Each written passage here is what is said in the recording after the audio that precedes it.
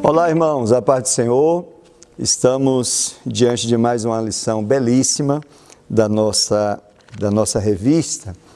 É a lição 8, edificados sobre o fundamento dos apóstolos e dos profetas. Vamos discutir, essa lição, mas antes eu quero fazer uma oração. Vamos orar para que nosso Deus nos ajude, e nos dê a iluminação. Senhor, nosso Deus, bendito e exaltado é teu nome, Senhor. Estamos diante dessa grande oportunidade, desse privilégio de meditarmos na tua santa palavra para os teus servos que vão estar sintonizados na escola dominical. Rogo a ti, ó Espírito Divino, que o Senhor nos ilumine, nos abençoe, nos ajude, nos dê a orientação, o esclarecimento, Senhor, para podermos mostrar aquilo que o Senhor revelou na tua santa palavra aos homens, Senhor. Portanto, nos abençoe, abençoa a tua igreja, em nome de Jesus. Amém. Amém, irmãos. Eu vou ler o texto que está em Efésios 2, 20, 21 e 22 e Mateus 7, 24, 25, 26 e 27. São dois textos que são tomados como base para essa discussão. Efésios diz assim: edificados sobre o fundamento dos apóstolos e dos profetas, de que Jesus Cristo é a principal pedra da esquina, no qual todo o edifício bem ajustado cresce para templo santo no Senhor, no qual também vós juntamente sois edificados para a morada de Deus no Espírito. Mateus 7, 24 diz assim: todo aquele, pois, que escuta essas minhas palavras e as pratica, assemelhá-lo-ei ao homem prudente que edificou a sua casa sobre a rocha. E desceu a chuva, e correram rios, e assopraram ventos, e combateram aquela casa, e não caiu, porque estava edificada sobre a rocha. E aquele que ouve essas minhas palavras e as não cumpre, compará-lo-ei ao homem insensato, que edificou a sua casa sobre a areia. Desceu a chuva, e correram rios, e assopraram ventos, e combateram aquela casa, e caiu, e foi grande a sua queda. Então, nessa lição, nós vamos falar de fundamento, fundamento e construção, e tratar a igreja como uma construção, tá? Vamos ver sobre quem ou sobre o que a igreja está fundamentada, tá? Quem sustenta a igreja. E, além disso, é importante ser dito que a discussão aqui é de igreja como corpo de Cristo. Não está se falando de denominação, de associação, de organização que nós registramos lá no cartório. Não, está se falando de igreja como corpo de Cristo, e essa é a ênfase do texto aqui. Vamos tentar responder algumas perguntas nesta lição, do tipo: o que é um apóstolo? Que aqui trata de fundamento dos apóstolos e dos profetas, Os profetas que se referem aqui são profetas do Antigo Testamento ou do Novo Testamento? Do que se trata essa lição? É importante que a gente resgate esses conceitos, essas informações. Qual é o propósito de Cristo, ao fundar a sua igreja? Qual é o objetivo, E vamos ver a igreja como edifício espiritual, como templo espiritual, como morada de Deus, entre outros assuntos. Eu quero pegar um texto paralelo, que é o texto em 1 Pedro capítulo 2, que diz assim, 2,4, observe: e chegando-vos para ele a pedra viva, reprovada na verdade pelos homens, mas para com Deus eleita e preciosa. Vós também, como pedras vivas, sois edificados casa espiritual e sacerdócio santo, para oferecerdes sacrifícios espirituais agradáveis a Deus por Jesus Cristo. Por enquanto, esses dois versículos. Observe que aqui aparece a igreja, assim como está aqui em Efésios, a igreja como uma construção, O apóstolo Pedro diz que nós somos pedras vivas e estamos sendo construídos ou edificados sobre uma pedra que ele chama de pedra viva também, e ele identifica como o próprio Cristo. Então, falando de uma maneira geral, é Cristo que é o fundamento da igreja. E aí a gente precisa entender esse versículo de Efésios para não criar confusão sobre se os apóstolos são o fundamento. Na realidade, é Cristo que é o fundamento da sua igreja, é Ele que sustenta a igreja, está claro que Ele é o fundamento da igreja, nós estamos ligados a Ele, fomos construídos, vamos dizer assim, fomos fundamentados nele, e ali nós crescemos como um edifício, a nossa vida, né? Ela é nutrida pela vida do próprio Cristo, que nos sustenta. Então há uma nutrição espiritual e nós crescemos espiritualmente porque estamos ligados a Cristo, que é a pedra viva. Esse é a primeira ideia que queremos discutir. O versículo 20, que é o primeiro versículo da lição, ele diz que o fundamento dos apóstolos e profetas é Cristo. A gente pode confirmar isso, já a gente vai confirmar, porque não podemos entender aqui que está dizendo que o fundamento é os apóstolos e os profetas. Isso não é verdade. Toda a teoria ou toda a teologia, né, do Novo Testamento e toda a Bíblia prevê o Cristo como fundador da fé e o que sustenta, digamos assim, a fé da igreja. Então, é óbvio que o que o Paulo está dizendo aqui é uma outra coisa, né? Ele está se referindo a uma outra coisa. E a gente vai descobrir, ao longo da lição, que trata-se da doutrina dos apóstolos e profetas. Então, observe você, vamos falar um pouquinho de apóstolo, né? Foram os apóstolos que receberam diretamente de Cristo a mensagem. Observe, eles foram os primeiros receptadores, né, recebedores da mensagem do Evangelho. Eles eram homens cheios do Espírito Santo e eles foram separados por Cristo para ensinar e doutrinar a igreja. Vamos olhar Atos, capítulo 6 de Atos. Olha só a identificação de quem são os apóstolos. 6, de 2 a 4, diz assim: E os 12, convocando a multidão dos discípulos, disseram: Não é razoável que nós deixemos a palavra de Deus e sirvamos as mesas. Olha só. Escolhei, pois, irmãos dentre vós, 7 varões de boa reputação, cheios do Espírito Santo e de sabedoria, aos quais constituamos sobre este importante negócio.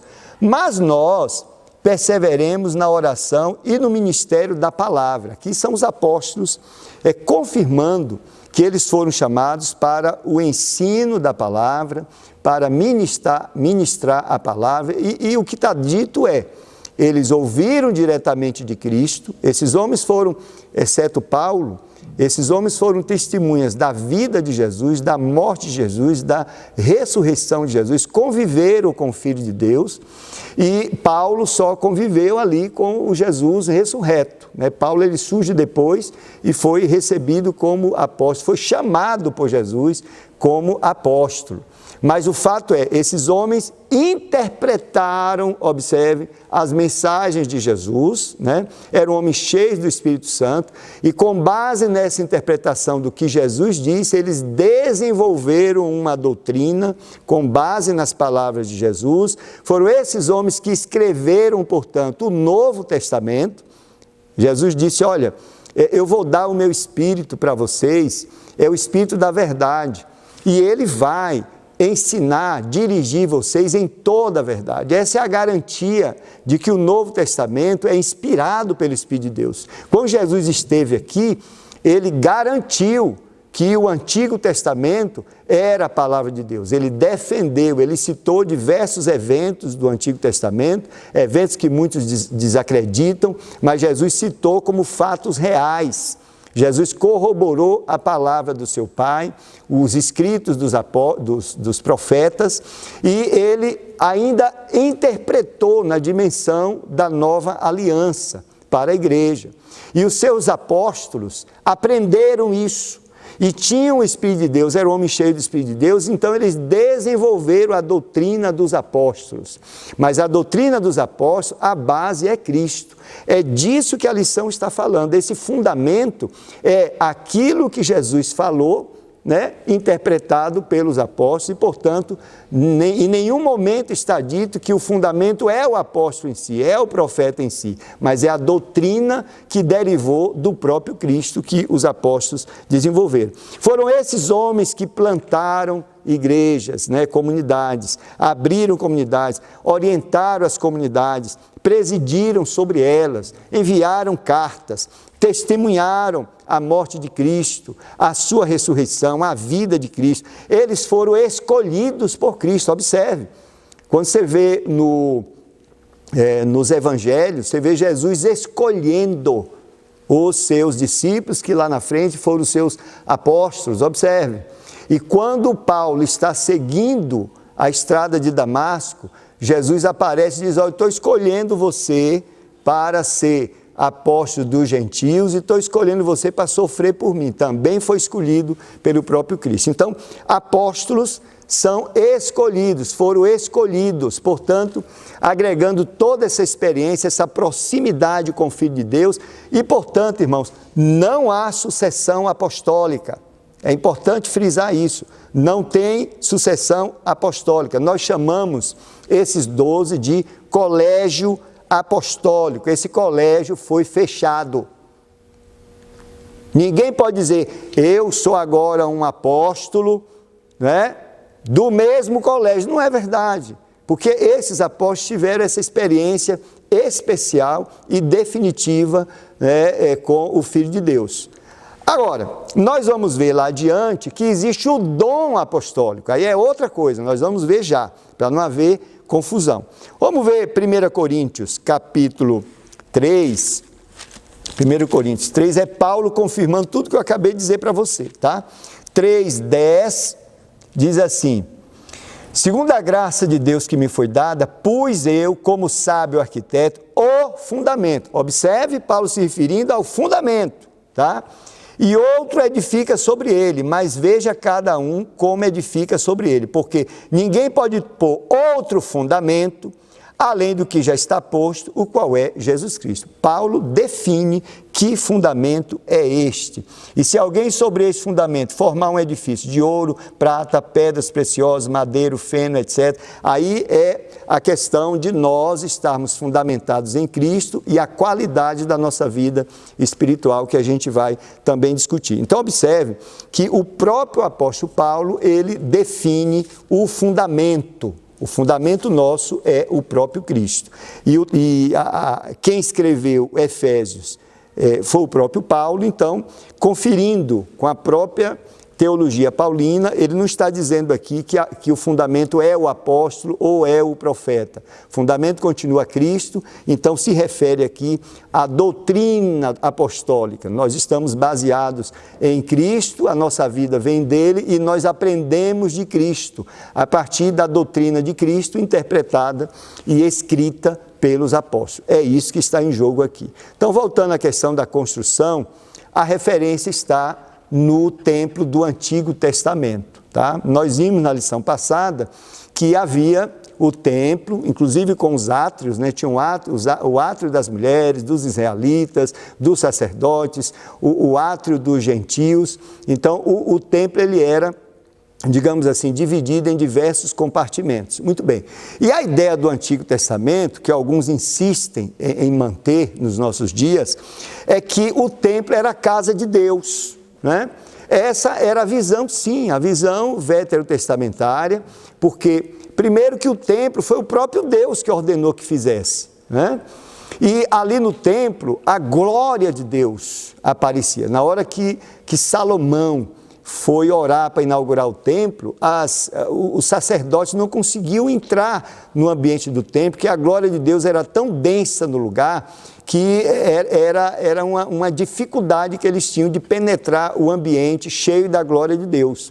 Lá no tabernáculo, que é um embrião do templo, né? O próprio Deus mandou fazer o tabernáculo, no lugar chamado Santíssimo, lugar santíssimo, surgia ali uma teofania, uma manifestação da presença de Deus. Era uma nuvem gloriosa, iluminada, etc., que representava a presença de Deus. Então, na memória do judeu, na memória judaica, o templo era a casa de Deus. Então, por isso que eles diziam assim: alegrei-me quando me disseram, vamos à casa do Senhor. Porque, de fato, o templo era a casa do Senhor.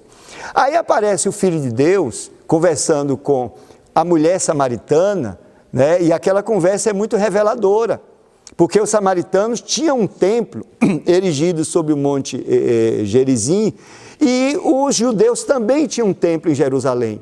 E eles eram inimigos religiosos, observe. Um dizia, o lugar de adorar é aqui no templo em Gerizim, Deus está aqui, a casa de Deus é aqui. E o outro dizia, não, o lugar de adorar é aqui em Jerusalém, Deus habita aqui no nosso templo. E o Filho de Deus disse para a mulher, olha, Deus procura verdadeiros adoradores. E os verdadeiros adoradores, os que adoram o Pai, são aqueles que adoram em espírito e verdade. Observe, e ele ainda diz, não é no templo, não é no monte. O próprio Jesus diz que para você ser um verdadeiro adorador, você não precisa das 4 paredes. Porque Deus não habita, observe, em templo feito por mãos de homens. Então Jesus introduz essa proposta maravilhosa do novo pacto, da nova aliança, que é Deus morar num outro templo formado pelas nossas vidas. É isso que Pedro estava dizendo. Há uma pedra fundamental, que é o próprio Cristo, a rocha viva, e a igreja que somos nós, somos pedras vivas que estamos ligados a Ele. E a nossa vida é fundamentada em Jesus Cristo, e nós crescemos ali, nessa vida em Cristo. Por que nós somos pedras vivas? Porque estamos ligados à pedra fundamental, que é vida, que é o próprio Cristo, o autor da vida. Então agora a referência no texto é a referência do templo, do santuário do Antigo Testamento, e Paulo traz essa visão revelada pelo Espírito Santo, que é uma visão de um templo santo, que é representado pelas nossas vidas, é uma construção conjunta. Por isso que o Espírito de Deus habita em minha vida, habita em sua vida, nós nascemos de novo, estamos ligados a Cristo e nós crescemos em espiritualidade porque estamos ligados a Cristo. Então essa é a igreja. Essa é a igreja mística, né? A igreja espiritual, nada tem a ver com as denominações, o texto não está falando disso, mas o texto está falando de um corpo. Nós vimos semana passada que Jesus, ele destruiu a parede que nos separava do Senhor e criou um novo corpo, esse corpo se chama igreja. Bom, então é isso, a igreja como templo, mas não como um templo feito por mãos humanas, onde o Espírito Santo habita. Aqui, 3,16 de 1 Coríntios, assim: não sabeis vós que sois o templo de Deus e que o Espírito Santo habita em vós? Isso é uma realidade para a minha vida e para a sua vida. Igreja é isto, igreja é esse ser vivo, observe, é vivo, aonde o Espírito Santo de Deus habita. Nós somos habitados pelo Santo Espírito de Deus. Aonde você vai, essa habitação vai. Claro que nós nos reunimos no templo, porque existem diversas, digamos assim, facilidades. O nosso pastor presidente não pode levar todo mundo para ele dar uma palavra na casa dele, né? Então existem questões práticas que nos levam a ter um templo físico. Mas se não houver templo físico, não vamos deixar de adorar a Deus, porque nós adoramos o Senhor em espírito e verdade, porque o Espírito de Deus habita em nós. Esse é o templo santo, o templo espiritual, aonde o Espírito de Deus habita. De fato, é uma nova humanidade criada por Cristo. A Bíblia diz em 2 Coríntios, capítulo 5, versículo 17, diz assim: se alguém está em Cristo, nova criação é como está lá no Koiné, nova criação é. O que é nova criação? É uma nova humanidade que Deus faz. Essa nova humanidade, ela é possível agora através do segundo Adão. O primeiro Adão, de onde saiu toda a humanidade, caiu e a humanidade caiu junto com ele. O segundo Adão, que é Cristo, ele cria agora uma nova humanidade que é vitoriosa contra o pecado, contra o mundo, contra Satanás. Essa nova humanidade é a igreja. E quem é essa nova humanidade? Vou definir aqui. O corpo é Cristo ressuscitado. Cristo ressurreto é o corpo que forma essa nova humanidade. Desculpa, a cabeça. E o corpo se chama igreja. Então, essa nova humanidade, cabeça Cristo e corpo, igreja, é a nova criação que Deus faz. E é por isso que a igreja está vitalmente ligada a Cristo. É Cristo que é a cabeça, que nutre de vida esse corpo e que orienta esse corpo. E Cristo se encarregou de juntar a igreja, de trazer à igreja todos os recursos que ela precisa para crescer espiritualmente. Um deles é o fato de ter dado dom para a igreja, ou dons para a igreja, que nós vamos ver. Muito bem, então a igreja como edifício espiritual, que trata a lição. Fala-se de pedra angular. A pedra angular, na construção antiga, a pedra angular é como se for, é uma pedra que se coloca na quina, né, do prédio, e tudo que é construído vai ficar agora dependendo do direcionamento daquela pedra. É ela que define como vai ser o edifício. Então, todas as paredes vão ser construídas no alinhamento daquela pedra. É ela que vai sustentar o alicerce, é ela que vai manter as paredes na linha, né, reta, vai firmar e unir toda a estrutura do prédio. Por isso que Cristo é chamado de pedra angular, pedra fundamental, pedra principal, porque era uma referência que se tinha da arquitetura, da engenharia civil daquela época. Então, falar em pedra fundamental era o mesmo que falar como vai ser o edifício. E nós fomos fundamentados nessa pedra. Então, a nossa vida, ela segue exatamente aquele molde, o jeito de Cristo. Ela é ajustada naquelas linhas que a pedra fundamental estabelece. Então, o modelo para a minha vida, para o meu crescimento espiritual, ele é Cristo, sim. E à medida que a gente vai crescendo em espiritualidade, a gente vai ficando mais parecido com esse fundamento. É disso que estamos tratando. E aí o apóstolo, como nós lemos antes, ele diz, olha, cabe cada um ver que tipo de construção você está fazendo. Esse edifício que representa a sua vida espiritual, ele é feito de ouro, da melhor qualidade, de feno, de compensado, não sei, de prata. Então, a qualidade da espiritualidade é que está em jogo. Mas o fato é, todos são nutridos, todos têm a mesma base, o mesmo direcionamento para os ajustes, que é o próprio Cristo. As pedras vivas seriam, portanto, moldadas para serem o quê? Parecidas com Jesus. É isso que é o alvo do Espírito de Deus em nossa vida. O próprio Cristo que nutre, né? Ele dá vida, e está dito, ele dá vida em abundância para mim e para você. Então, é nessa construção que Deus habita em espírito, né? Nessa construção que tem base na nova aliança que Deus faz com os homens. Bom, vamos falar de profetas, né? Falar de profetas, aparecem, a palavra profeta aparece nesse versículo em segundo plano, na ordem depois dos apóstolos. Tem uma importância, vamos dizer assim, relativamente, digamos, inferior, mas está no grau de importância de fundamento. Mas vamos entender um pouquinho sobre profetas. Todo aquele, irmão, que anuncia a palavra de Deus é profeta. Qualquer um que anunciar a palavra de Deus, tanto no Antigo quanto no Novo Testamento. Pregadores, ensinadores, todo crente que abre a boca e prega a palavra, ele é profeta do Senhor, porque ele está falando a profecia. E isso olhando de uma maneira geral. Agora, do que a lição trata exatamente, né? Porque aqui fala fundamentos dos profetas, tá? Bom, aqui tem duas vertentes na teologia.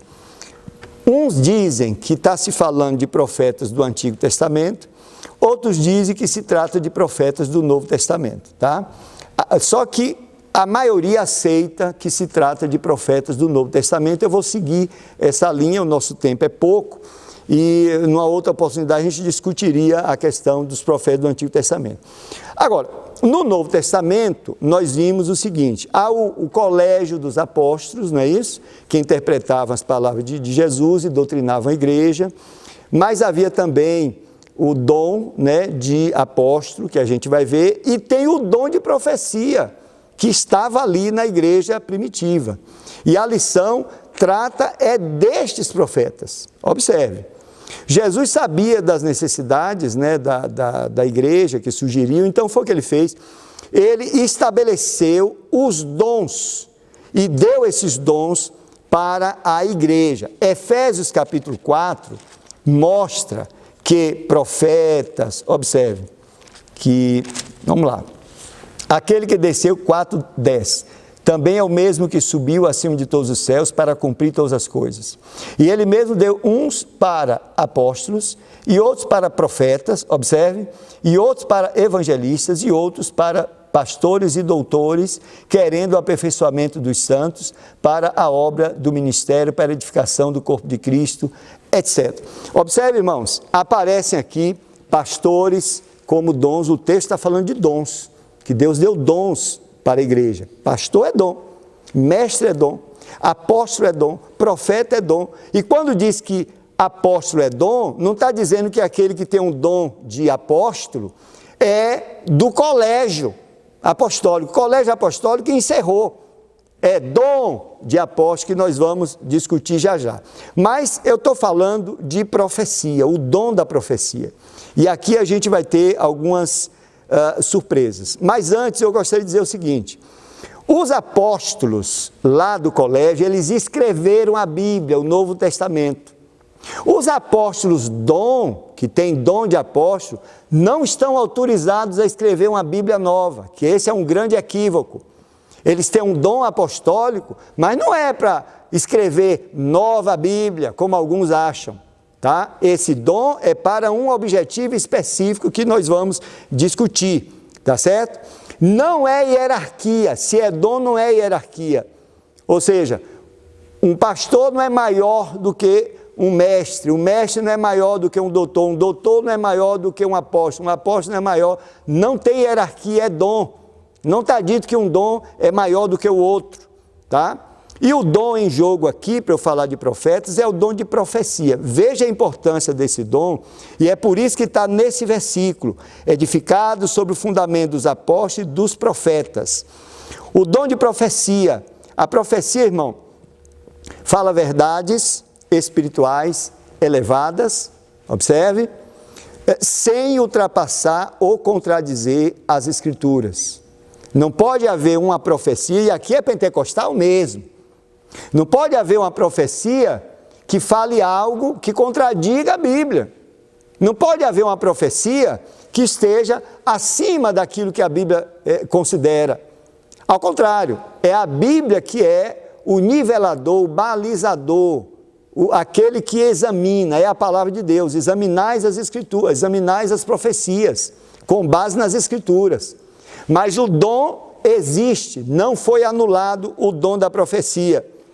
A profecia fala como agente direto do Espírito Santo.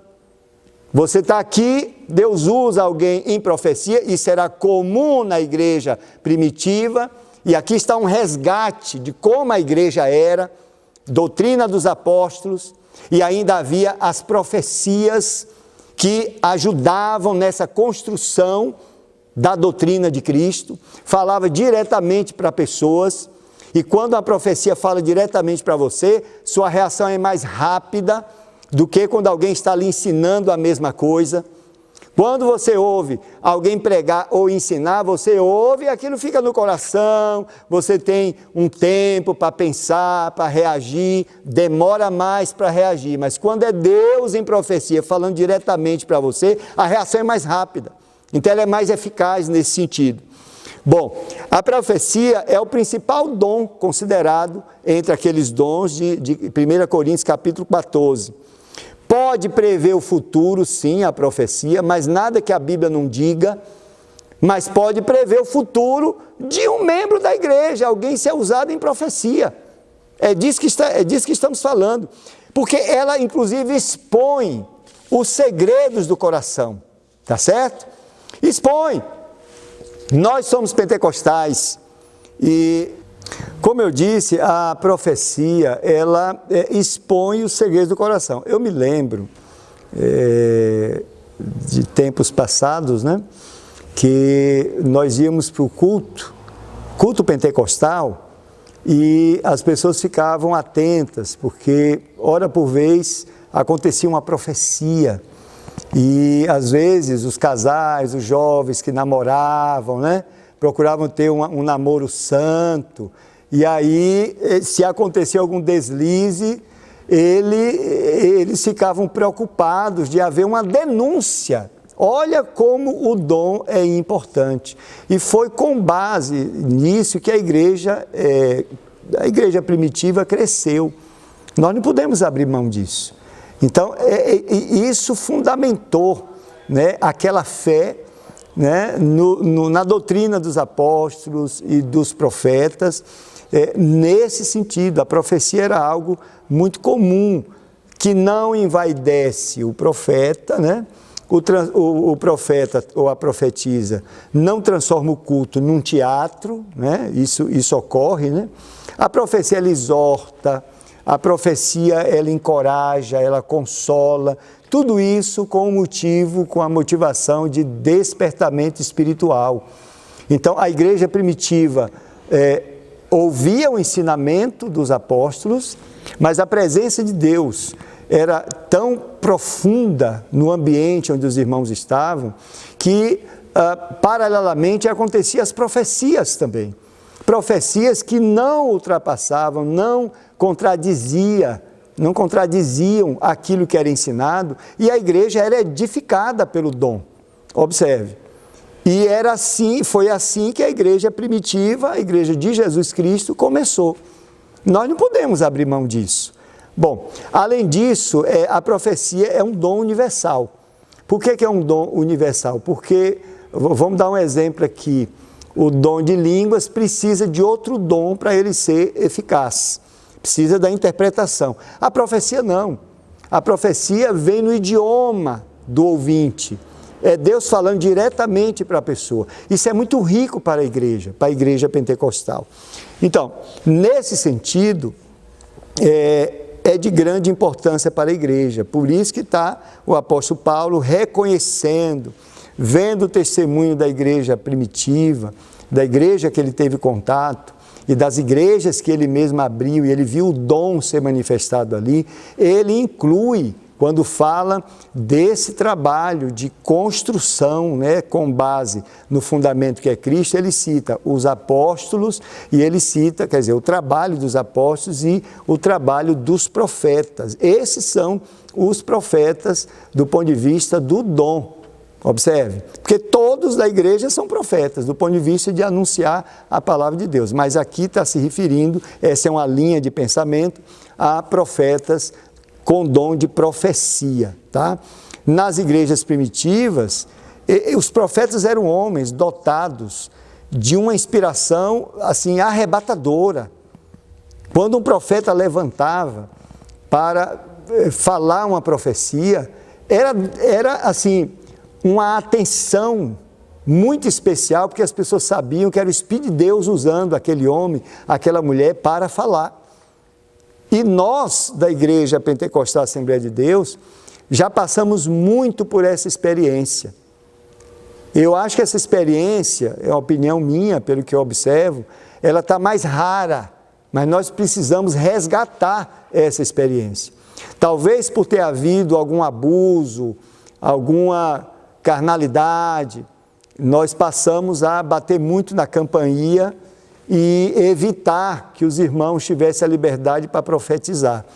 Mas isso não poderia convergir ou resultar na extinção da manifestação desse dom no meio pentecostal, lamentavelmente. Bom, o Senhor usava, usava os profetas até para dizer quem ia ser enviado para a missão. havia uma profecia, o Senhor nos mandou escolher fulano de tal para mandar para tal região. Até isso acontecia na igreja primitiva. Veja a importância dos profetas do Novo Testamento. Então, eles eram distintos dos pregadores. Os pregadores pregavam, eram profetas no sentido de pregar a palavra de Deus, mas eram diferentes dos profetas e das profetisas. Então, a igreja, fazendo um resumo, né, ela é edificada sobre a revelação original, né, e infalível de Cristo aos apóstolos e aos profetas, tá? E hoje, aí vem a pergunta, ainda existem profetas e apóstolos? A resposta é sim, tá? Com base no que revela, já lemos aqui Efésios capítulo 4, ainda existem profetas e ainda existem apóstolos, como já dissemos, como dons, né? Então existe o dom apostólico, está lá, Efésios capítulo 4, 10 e 11. E existe o dom de profetas, né? Porque já acabamos de falar aqui. O apóstolo, ele, como dom, ele não tem uma nova revelação. Na realidade, o Espírito de Deus revelou as Escrituras para os apóstolos do colégio apostólico. Foi eles que escreveram o Novo Testamento. Mas o cânon encerrou isso. Então, hoje, ninguém que diga que tem o dom de apóstolo, queira escrever uma nova página da Bíblia. Ele não está autorizado a isso. O dom não é para isso. Então, é alguém que tem o dom para estabelecer, para fundar comunidades, para estabelecer o reino de Deus onde ele não está. Observe. E ainda cuida dessas comunidades. Então, é como se um apóstolo é como se fosse um missionário, apesar de nem todo missionário ser um apóstolo. Mas pela definição que a gente vê, pelo conceito de apóstolo, é exatamente isso. E os profetas? Bom, já discutimos, os profetas são essas pessoas que Deus usou e ainda tem usado em profecia. E o que foi que aconteceu? Vamos para os nossos dias. Os cristãos tradicionais abriram mão dos dons, né? As igrejas tradicionais. Não tem esse negócio de dom, inclusive de profecia. Eles só acreditam na profecia pregada, né? Na pregação. Os pentecostais, me parece que nós estamos negligenciando esse dom em nossos templos, em nossas igrejas, lamentavelmente. Tem um grupo de neopentecostais que demonizam o dom da profecia. Eles dizem que a pessoa está possuída por demônios. Olha só, chegamos a esse absurdo. E os reformados também denunciam, né? Ou melhor, demonizam. Existe um movimento que eles ressuscitaram agora, chamado de cessacionismo. O cessacionismo diz que os dons foram só para... Eles não negam os dons, eles negam os dons para hoje. Eles dizem que os dons foram lá para a época da igreja primitiva, mas hoje não tem mais dom. Ora, meus amigos, observem comigo o que eu vou falar. Então, mais de 80% dos crentes no mundo todo são pentecostais e neopentecostais. E essas pessoas dizem que têm dons, e os dons manifestam-se em suas vidas. Essas pessoas dizem que são dirigidas pelo Espírito Santo. E o Espírito Santo, através das suas vidas, fazem grandes milagres, que são derivados desses dons. Então, agora os cessacionistas dizem que isso não é o Espírito Santo, que isso é um outro Espírito que está fazendo. Então, eles estão dizendo que os pentecostais e neopentecostais do mundo todo estão endemoniados, que eles não têm esses dons. Isso é gravíssimo e a gente tem que denunciar. E nós temos alguns expoentes no Brasil que falam sobre isso. Paulo Júnior, que já pregou aqui nesse púlpito, né? No Congresso de Família, né? Não é um congresso nosso, da Assembleia de Deus, mas nós, digamos assim, por um sentimento cristão, por uma gentileza, e por entender a importância do congresso, nós cedemos o templo. E veio aqui esse pregador conhecidíssimo, né, Paulo Júnior, que eu já vi publicação dele, ele atribuindo a manifestação demoníaca. Nós não trazemos a organização não está mais trazendo esse pregador para os congressos. Tem outros expoentes, né? Tem o Nicodemos, é cessacionista também. Então, observe que há uma trama, eu imagino que é uma trama do inferno, para tirar a igreja pentecostal da sua base, do seu fundamento. Nós não podemos entrar nessa. Agora, a palavra de Deus diz que os dons são úteis à igreja para a edificação da igreja, ok? Bom, agora eu vou falar uma outra coisa que vai assustar muita gente, tá? Bom, alguns que se dizem pregadores, eles chegam no púlpito e dizem assim: olha, eu tenho uma palavra rema, dizendo que a palavra rema significa palavra revelada e que a palavra logo significa palavra escrita. Isso é mentira. Isso é mentira. Eu tive o privilégio de estudar grego, sou professor de grego. Quero dizer para os irmãos o seguinte: o texto koiné aplica a palavra rema e a palavra logos indistintamente para se referir à palavra de Deus. E toda a palavra de Deus é revelada. Então, alguns pregadores ou ensinadores dizem que naquele momento eles estão recebendo uma revelação e que, portanto, é a palavra rema. Isso não é verdade. Na realidade, o que acontece é uma iluminação.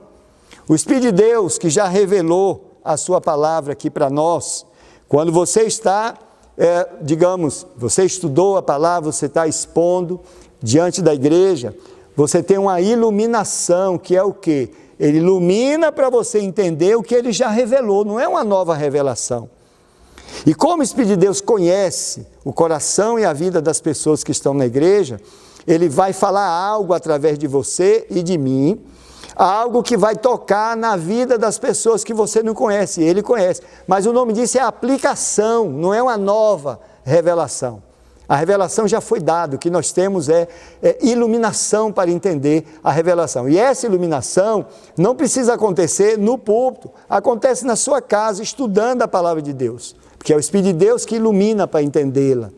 Então, essa ideia de que rema é uma palavra revelada na hora e logos a palavra escrita, isso é só manipulação na pregação para alcançar outros objetivos. Não é verdade. Desculpa, mas a gente está fazendo exatamente como o que a Bíblia diz aqui. Rema é usado em muitos textos significando palavra, e às vezes o mesmo autor usa rema e usa logos no mesmo texto, significando exatamente a mesma coisa. Não existe essa ideia de uma diferente da outra. Bom, avançando e já para terminar, eu quero terminar perguntando o seguinte: qual é o propósito de Cristo quando fundamenta a sua igreja? Esse propósito é o mais elevado de todos, né? Cristo tem um propósito de restaurar todas as coisas. Aquilo que Jesus construiu na sua cruz, na sua ressurreição, é suficiente para restaurar todas as coisas, todo o universo, todos os universos. E é no seio da igreja que Cristo exibe, pela primeira vez, esse seu ministério, utilizando-se da igreja. É a igreja que é a protagonista inicial desse projeto de Cristo, porque é através da igreja que Jesus sai com o seu ministério restaurando as vidas. A Bíblia diz que o Senhor já nos deu o ministério da reconciliação. E no mesmo texto está dito que esse ministério era de Jesus Cristo, 2 Coríntios capítulo 2. Observe. Então, capítulo 5, de 18 em diante, que Deus estava em Cristo reconciliando o mundo com Ele e nos deu o ministério da reconciliação. Então, esse projeto de restauração de todas as coisas é um projeto de Cristo e é através da igreja que Ele faz isso. E fazendo isso, o que é que Ele faz? Ele vai produzir unidade, observe, maturidade, ou amadurecimento espiritual, perfeição, e Ele dá os dons, como nós lemos aqui, vamos lá para Efésios de novo, versículo 13, querendo o aperfeiçoamento dos santos para a obra do ministério, para a edificação do corpo de Cristo, até que todos cheguemos à unidade da fé e ao conhecimento do Filho de Deus, a varão perfeito, à medida da estatura completa de Cristo.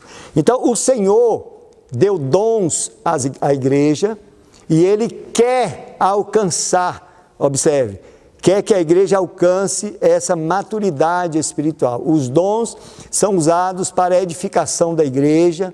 Todos que estão ali trabalhando foram estabelecidos pelo Senhor para levar a igreja a um estado de perfeição, cujo alvo é o próprio caráter de Cristo, a estatura completa do varão perfeito, que é Cristo. E é através dessa dinâmica, a igreja vai crescendo, vai trabalhando e o Senhor vai conquistando e restaurando todas as coisas. É esse o objetivo. O alvo é, na realidade, a participação da natureza de Cristo. Todos nós temos a natureza de Cristo, nos foi doada pelo Santo Espírito de Deus e nós crescemos e pensamos como Ele pensa. A união com Ele vai se consumindo e a gente vai, ou melhor, se concretizando e a gente vai crescendo em espiritualidade. Então a igreja é esse lugar que é a morada de Deus. Todas as partes desse edifício espiritual devem ser harmônicas. Eu vou ler aqui Colossenses capítulo 2, já estou fechando, tá? Colossenses capítulo 2, é um texto que está citado aí na própria lição, 2:2, que diz assim: para que os seus corações sejam consolados e estejam unidos em amor e enriquecidos da plenitude da inteligência para conhecimento do mistério de Deus, Cristo. Outro texto que diz, versículo 6, assim, pois, como, pois, recebeste o Senhor Jesus Cristo, assim também andai nele, arraigados, ou seja, criem raízes nele, e edificados nele, confirmados na fé, assim como fostes ensinados, crescendo em ação de graça. Observe, o ensinamento é exatamente para que a igreja aprenda de Cristo, aprenda do caráter de Cristo e vá crescendo em espiritualidade. Você tem o fruto do Espírito, tá? Que pode ser visto claramente na comunidade quando ela cresce. O fruto do Espírito começa a aparecer na vida de um irmão A, na vida de um irmão B. Tudo isso é o trabalho do Cristo, é o trabalho do Espírito de Deus na nossa vida e vai criando um corpo, observe, criando uma estrutura espiritual chamado Templo Santo, onde Deus habita no seu espírito, e sempre crescendo no molde lá, ó, da pedra fundamental, crescendo para ser parecido com Jesus. Esse é o alvo, é isso que está em jogo aqui. A lição destaca uma coisa importante, que a palavra templo é naon, que significa, é o mesmo significado daquele recinto interior ao Santo dos Santos. Então, que é onde Deus habita, né? O lugar santíssimo era um tipo de uma habitação de Deus. E agora, quando a Bíblia fala de templo santo, no texto da lição, usa a mesma palavra que se referia ao lugar santíssimo. Então, nós somos esse templo santo, a nossa vida é esse templo santo, onde o próprio Deus, digamos, habita em nós. O crente se torna esse templo santo, temos livre acesso a Deus, né? Hebreus capítulo 4, Deus habita em nós, né? Jesus disse, e nós viremos e faremos nele morada. Então, o único corpo composto por aqueles que nasceram de novo, esse corpo é a igreja como corpo de Cristo. Ok? É isso aí, Deus abençoe e até a próxima oportunidade.